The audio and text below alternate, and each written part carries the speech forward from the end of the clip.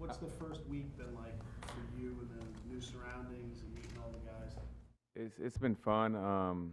Really trying to focus on learning how to get to my locker, how to get to the cafeteria, where to park, all the things that hopefully come natural in a few weeks. But it's been great. You can already tell that we have a really, really good, solid locker room. Um, Speaking for the receivers who I spent most of my time with, working out in the meetings, those guys have done a phenomenal job at welcoming me, trying to help me with any guidance I need from living situation or understanding the material that we have so far. So it's been great. I just look forward to keep building the relationships with these guys because these are the guys I'm gonna spend most of my time with over the next 4 years, and we got high expectations for our group individually, and we're just gonna just work. How much pride do you take in being able to play all three receiver positions? I'm a strong believer in the more you can do, the better off you're going to be. And, that's what I like about hopefully this offense is that all of us are going to be interchangeable. We all can do a lot of things the way it sounds. So, early on, I'm trying to just stay ahead of the work that I have and the playbook as much as I can, and just try to, not only make myself the best receiver I can be, but also help the younger guys around me. We got some tremendous young talent here, and I want to see everybody do well and catch a bunch of balls and help us win, because that's going to make it easier for Eli, and we're going to be a better overall team.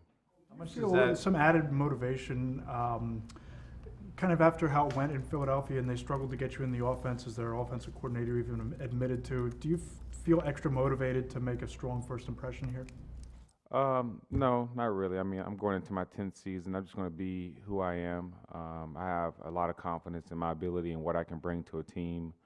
So I'm just going to, I think I'm in a better situation here because I have an entire offseason to learn the offense.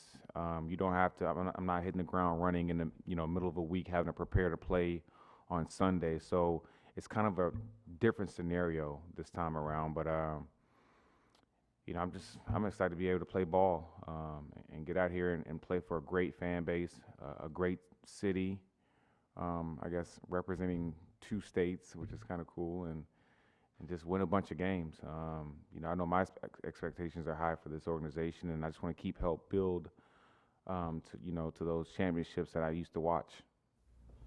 How much does maybe the interchangeable part suit you? I mean, from a distance, it looked, at least in Philadelphia, they kind of tried to put you in that slot spot and just kind of keep you there, whereas maybe some of your past success came playing all over the place a little bit? Yeah, I'm excited. I'm gonna have an opportunity to line up a bunch of places.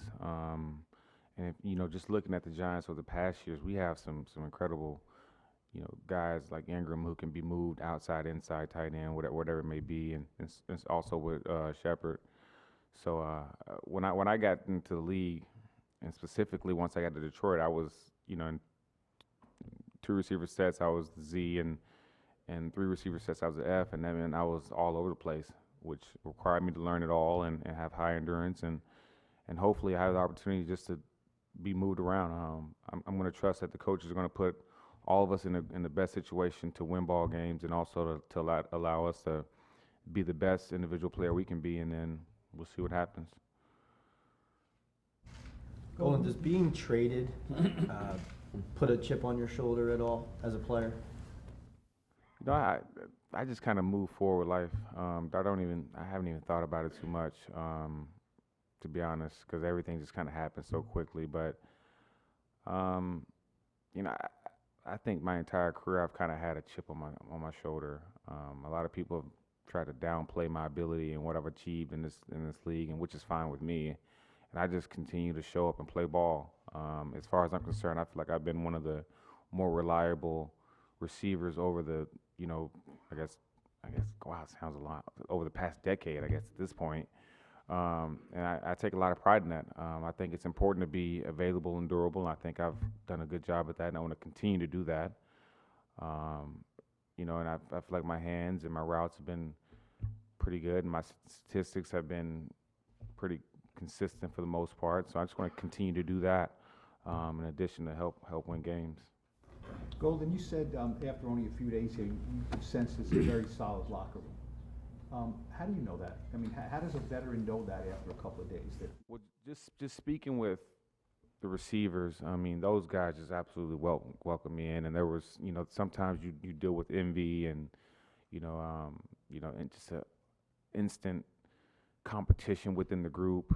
And just, moving from them, just everyone in the locker room I went through and just said, hey, and introduced myself. And right away I was having chats with guys that, lasted 2 or 3 minutes because we didn't have much time. But you can just see, you can see the guys want to be here. The guys want to win. And that's important. And that's just what I can sense after 4 days. Hasn't that always been the case, though, regardless of the locker room, or maybe more so than others here? Come again? Hasn't that always been the case, though, regardless of the locker room? Guys want to come in, they want to win, or is it just more noticeable here? Yeah, I would say that is usually the case, especially in April. But looking at the work ethic and just hearing about what guys are doing, before April, what they were doing to get better, to come in to give themselves the best chance at competing at a high level. You can tell, like, for instance, Cody Lattimore, one of the guys I've sit next to, and he has just absolutely worked his ass off this offseason trying to get back. And you can just see it in his eyes before he does a set of exercises or reps in the weight room, or after he gets done, he's like, I'm not playing this year. I'm ready. And you can just tell, like, you can see that fire. Like, some people, you can see the fire, and that's what you can see with him and a few other guys. Shepard came in tip-top shape.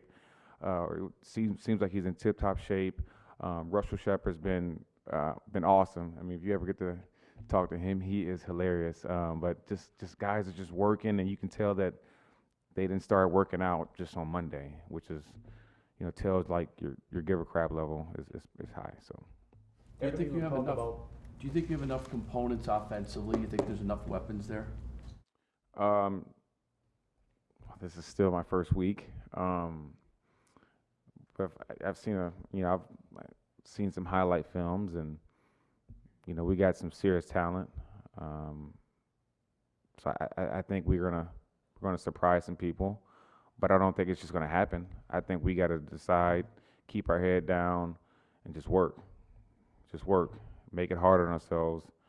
So hopefully it's easier during the season. So, I've seen teams with a lot of talent over the years who don't do too well. And I've seen teams in my mind, that didn't have the best talent that have had 10-win seasons. So I think it's, the bonding and working hard and showing up with a purpose every single day is going to be important for us, and not ever really thinking we got it figured out.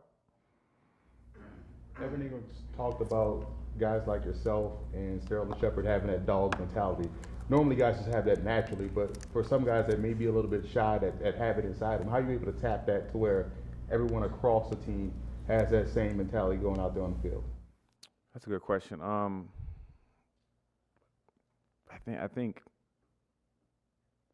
I think in order to play this game, you got to have a little bit of dog in you, point blank in the story, or else you won't survive personally.